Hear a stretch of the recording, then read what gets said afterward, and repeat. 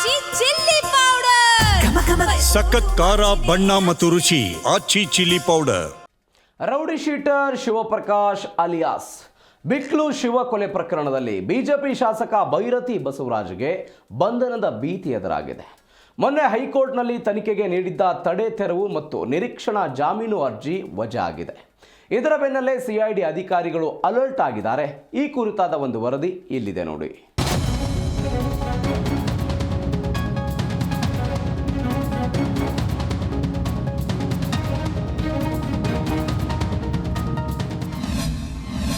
Rowdy sheeter ಬಿಕ್ಲು Shiva ಕೊಲೆ ಪ್ರಕರಣ. BJP ಶಾಸಕ ಭೈರತಿಗೆ ಬಂಧನದ ಭೀತಿ. Rowdy sheeter Shivaprakash alias Biklu Shiva ಬರ್ಬರ ಕೊಲೆಯಾಗಿತ್ತು.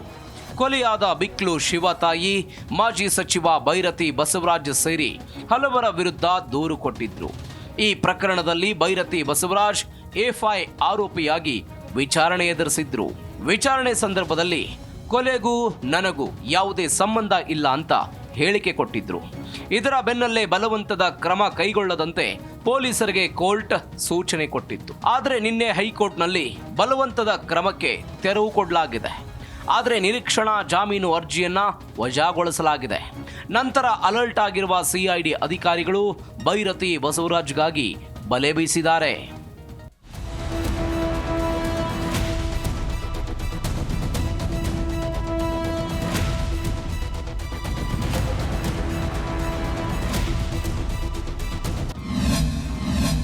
ಭೈರತಿ ಬಂಧನಕ್ಕಾಗಿ 3 ವಿಶೇಷ ತಂಡ.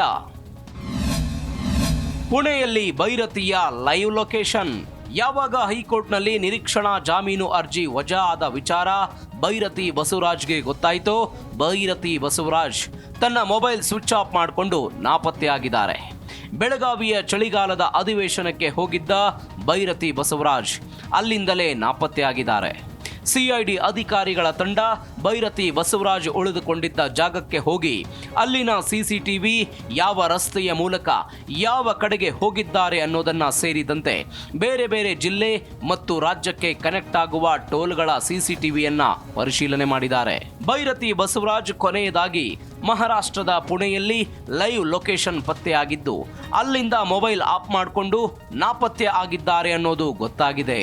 ಬಿಕ್ಲು ಶಿವಪ್ರಕಾಶ್ ಕೊಲೆ ಆರೋಪಿಗಳು ನಂಗೆ ಪರಿಚಯನೇ ಇಲ್ಲ ಅಂದಿದ್ದ ಭೈರತಿ ಬಸವರಾಜ್ಗೆ ಇದೀಗ ಸಂಕಷ್ಟ ಎದುರಾಗಿದೆ.